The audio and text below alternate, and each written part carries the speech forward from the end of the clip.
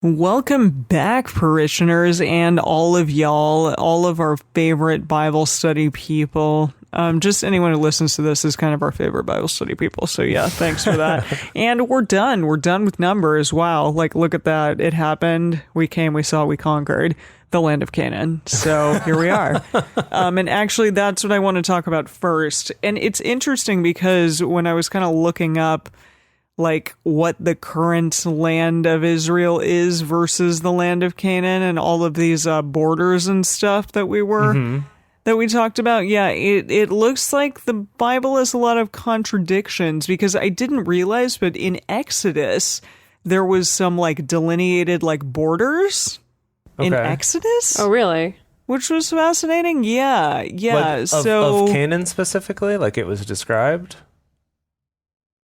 Yeah. So it says, according to the priestly guild responsible for writing Numbers 34, the priestly guild, the southern border of the promised land extends in its curved line through the wilderness of Zin from the bottom of the Dead Sea adjoining to Edom, around Kadesh, and then towards the Mediterranean through the Wadi of Egypt, whatever that means. Okay. And then it talks about stuff in Joshua and Ezekiel, which I don't want to get into because that's later. But then it says, but the southern border delimited? What is this? Delimited? Or Delineated? Delineated? Delineated in Exodus 23:31 is acknowledged to be much larger from the Red Sea to the Sea of the Philistines. In other words, the eastern border extends straight down from the bottom of the Dead Sea until Ezon Geber on the Red Sea. And then in Exodus 23:31, the southern border is conceived as a line from Ezon Geber to the Red Sea, literally of the Sea of Reeds to the Mediterranean. That is closer to like the modern day border of Israel. Yeah, it does so extend it creates down this, that like, far. V. Exactly. It creates like this big V from like this one sea to other shining sea. So we're saying that like the earlier borders were a little further north and that these later borders extend further south. Am I understanding that correctly? It does. No, it looks like the earlier borders were further. The earlier borders were bigger, like further south, like all the way down to the sea and then back up to the other sea. But then now it's come back around because now the modern day borders also extend down that far. Correct. Interesting. Yeah. So I sent you all, it's interesting because there's this map that shows the division of the promised land to the children of Israel. And it literally, like, I want to post this somewhere for all y'all out there to see. Yeah. But it literally shows, like, all the little places that everyone is going to get to be. And like how where all the tribes get to live. Yeah, where their land is. And honestly, Judah and Manasseh get the most by far. That is interesting for them being a half tribe and all. Yeah, but I guess that was the deal, is that in the census they were huge, I guess. Yeah, I guess that's that it. Were they? Yeah. Reuben's like a nice little pile, but not huge. Gad, Ephraim, Dan, but like Zebulun and Issachar, super damn, tiny. they get like this. They get the scraps at the end, you know. Right. Yeah, I mean, I wonder if there were things like this land was slightly more fertile, like right there, so you don't get as much of it, but it's still like really good land. I don't know. Yeah. But, yeah. I guess it must be like that. They just, I guess that is a question. It's like, are some lands better than others, not just bigger? Right. Like maybe that's also a factor. And who knows how it was at that time? You know, which land was good and which one was not so good or fertile or whatever. Yeah. Yeah, but there's definitely going to be more of this in Kings and Joshua and Ezekiel and Deuteronomy. So more of really what? like more of talking about where the all the lines are delineated, where they all are like written, they might, and like they change over time, you mean, or just kind of re-describing them? It'll just continue to re-describe them because God enjoys either updating or just like repeating himself. That's true. We'll get some more of that, but yeah, it is interesting seeing like the difference between the Israel borders currently and the ones back then. They were pretty close. They were pretty close. Yeah. Well, can I talk to you more about the cities of refuge? Oh, yeah. Yes. Yeah, so really interesting thing. So they delineated these 6 cities in particular that are kind of spread all over the map. Because I also looked at a map that delineated like where all these cities exactly are in Israel, and they are kind of all over the place. And so now the thing that occurred to me was I was like, wait, if the only way that you can leave from your exile in the refuge city is when the high priest dies, wouldn't that mean that you'd want to be like killing the high priest or something like that? Oh, geez. You know, because it's like if you're waiting for him to die, then wouldn't that be a motivator? And according to the Mishnah, the high priest's mother would traditionally be the one who was supplying clothing and food to refugees or to people claiming asylum. I guess the idea being that it would balance out so that they wouldn't wish for her son to die or something like that. So it's because like she was the one who got them the asylum in the first place. She was the one kind of taking care of them, essentially. Interesting. Okay. Yeah, and then also there's theories around the fact that it's like when the priest did die, that it's like it was such a time of national mourning, essentially, that everyone would be distracted from any thoughts of vengeance. It would kind of be like, or that the high priest himself served as an atonement for kind of the sins of everyone claiming refuge. I wonder if Aaron, like if there was a lot of mourning regarding Aaron. They seem to suggest that. Or if everyone was like, Aaron was kind of a bad boy and we kind of hated him because he was God's favorite boy and he never had to like do any, nothing ever happened to him except for like, his death at the very end. To be fair though, he'd been there from the beginning, he'd kind of got in at the ground level, as it were. I suppose yeah. you're right. And also, according to the Talmud, these refuge cities had to be regulated in size. So they couldn't be too small and they couldn't be too large. They also had to be easy to get to. So they had to have essentially like highways that were very accessible that would get to these sanctuary cities. So they had to be accessible, which I think is interesting.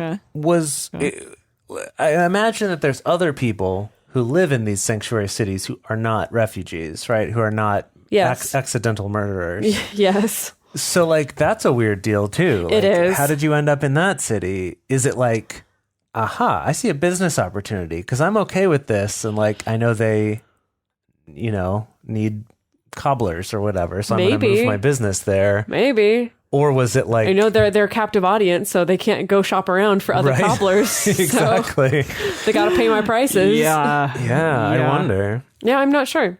That's so weird. What'd you learn? Well, okay, so because this ended up being this kind of double toil and trouble season finale episode. Yeah. I wanted us to kind of have a moment to go through a little recap of numbers like we've been doing at the end of these books before we move on to Deuteronomy. Great. I like that. Yeah. So, okay. So let's just first put this all in a little bit of perspective here, which we've talked about before a little bit, but I think it's worth recapping. So the Hebrew Bible, right, the Torah, is 5 books, and this is the 4th of the 5, right? So it's Genesis, Exodus, Leviticus, Numbers, and then Deuteronomy. So within the next 2 or 3 months, we're going to be done with the Torah. So that's interesting. Wow. Yeah. Wow. Yeah. It's amazing. Now, what's interesting about this book in particular is that it has supposedly has a pretty long and complicated history of how it got to this final form that exists in the Bible today. So basically there's, let me see if I can find this so I make sure I'm saying the right thing here. So for the Torah, for all these books of the Torah, of the Hebrew Bible, there are these 4 different sources that, remember, this is something that J.D. McElkey talked to us about like way back when. And basically there's one called the Yahwist and one called the Elohist. Right, I remember the Yahwist.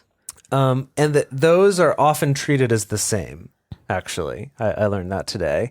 And then there's a source called the priestly source and one called the Deuteronomist. No, and by source, you mean the person writing it down. So actually these are more likely groups of people. Okay. But they're kind of united groups that kind of had different, maybe slightly different beliefs, maybe existed at different times from each other. But this, so to go back through the books we've already read, not including Job, but the ones of the Torah here. So Genesis is made up of both priestly and non-priestly material. So I guess that means all of the others. I forget the priestly material, but like it was regarding priests? No, like that it was written by people who were part of the priesthood. I see. Okay, thank you. Who kind of kept this knowledge and then wrote it down at some point. Okay. Right. Okay. So then Exodus is an anthology that's drawn from nearly all periods of Israel's history. So that one kind of covers a lot of stuff. Leviticus is all priestly, which kind of makes sense since it's all like priestly laws was kind of the main part of Leviticus. And then what's interesting is that Numbers is believed to have originally been non-priestly that was then redacted and cut down by the priests to be what we have today. Huh. Potentially changed, but mostly just cut down from some larger work that was non-priestly, and then the priestly source made it into what it is today. Okay. Yeah, and then just as a little preview, that Deuteronomy is I guess would be by the Deuteronomist source, since we haven't talked about that one as much yet. And so that's happening next. Yeah, well, we'll learn a little bit more about that and talk about it more later. But first of all, I thought that was interesting. That this particular one, which I guess makes sense since it covers a good chunk of time and was sort of like a variety of different things where there's like censuses and like technical explanations about sacrifices you need to do, but then also these stories about not going into Canaan and talking asses and then all of the battles. And it's like, it does seem like kind of this weird, like a bunch of different stories that kind of all got edited together. I thought that was kind of interesting. So what if we take a quick trip down memory lane? So within give it to us. Within Judaism, kind of like the now I'm blanking on the name for it. The cycle of the books that we read in the Bible that like the Catholic Church does and the Lutheran Church does, the lectionary. So sort of like the lectionary, there's weekly Torah portions. And these are the weekly Torah portions that cover all of Numbers. And I don't necessarily think they go in order. In fact, I'm pretty sure that they don't. But this kind of gives a nice, just like couple word recap of what happened in each one. So the first one here is Numbers 1-4. And it's the first census and the priestly duties. We all remember those good days. Counting people. Petty days. Yeah. And then the next one is Numbers 4-7, which includes more priestly duties, the camp, so like kind of describing how they're camped. Yeah. Unfaithfulness and the Nazarite and the consecration of the tabernacle. Right. So this was the book where we learned about the Nazarites? I guess so. Wow. Yeah. I guess it Okay. must have So been. early. Yeah. And then we have the next one is Numbers 8-12, which we talk about the Levites more. I guess maybe was this where we learned about them not having property and stuff like Probably. that? I think so. That sounds right. Yeah. Journeying by cloud and fire. So the pillar of fire and pillar of cloud. Complaints and questioning of Moses. So I think this is when they first did the whole like... Was this the Legend of Korah? I think this was the Legend of Korah, Yeah. And then next is Numbers 13-15, which is mixed reports of the scouts and Israel's response. So this is the 10 were good and 10. Oh gosh. 10 were bad and 2 were good. 10 were bad and 2 were good. That is it. 10 were bad and 2 were good. E-I-E-I-O. Yes. And then, I see. Then Numbers 16-18 is Korah's rebellion. Oh, I see. Okay. That was specifically Korah. So the first one was other people questioning, I guess. And then this one's Korah. Korah's rebellion, the plague, Aaron's staff buds with almonds. Of course. Oh, wow. How can we forget that? Yeah, we can't. We really can't. And the duties of the Levites. Then Numbers 19-21 is the red heifer. Do you remember this? Yeah, the red heifer was the one that had to be killed, and then her ashes were made into soap. Oh, that was that one. Yes. Okay. And then you talked to us about soap making? Uh-huh. Yep. Okay. Water from a rock. That's when he struck the rock, and God didn't like that, I guess. Oh, and then Aaron died. Yep. Miriam and Aaron both die in that section. Yeah. We had some victories and some serpents. Okay. Who are maybe actually horrible parasitic worms. Oh, yeah, possibly. Which is awful. And then we take a fun break. Numbers 22 through 25 is Balaam. So that's Balaam's talking ass and blessing the Israelites instead of cursing them, all that sort of business. Cool. Numbers 25 to 29 is the second census, as well as the inheritance of those daughters that we just revisited, I think. Yeah. Moses' successor? I don't remember. I was figuring out Joshua. Joshua's Joshua's the man. successor. Oh. He is the man. Yep. And then offerings and holidays. This is the one where we were like, wait, this is every day, and now these ones are holidays? What's the deal with all this? Yeah, this was more recently where I can start to remember again what the hell happened. Yeah. And then numbers 30 to 32 is Midian dividing the booty, because now they've been beating people up. The land for Reuben, Gad, and half of Manasseh. That's why there were only 10 when we counted. Because Reuben and Gad said, remember, we'll take this land on the other side of the Jordan. That's what it was. We'll still go fight with you, but then we'll come back here. Correct. That's why they didn't because they liked it over there. Yeah, because it had good cow land, remember? Yes. Yeah, they were like, and they had sheep folds they wanted to make. Right, all the sheep folds, the sheep bill folds. And apparently half of Manasseh as well. That's why the half tribe, it was not Manasseh is a half tribe, but half of the tribe of Manasseh went over and half stayed back. Interesting. Okay. Oh, wow. Yeah. Okay. I didn't catch that at all. That gives us some context here. Yeah. And then finally, the last reading is 33 to 36, which is the stations of the Israelites' journeys, also known as the travel blog by Moses, instructions for conquest, and then the cities for the Levites, including the ones that Dedeker was talking about, the sanctuary cities. Okay. Wow. Sweet. What a journey we've been on. Seriously. It's been beautiful. It's been a beautiful journey. Read the entire book of Numbers. Yeah. I don't know many people who can say that. No, I think I said the same thing about Leviticus too, though, That's where true. I was like, that's true. All the parts that's just like a freaking drag to read. We've gotten through it. Wow. All right. Well, we've done it. We're here. Mm-hmm. Yeah, we have. We're at the end. It's a beautiful, beautiful journey. It has been. And we're about to go on some more. How cool is that?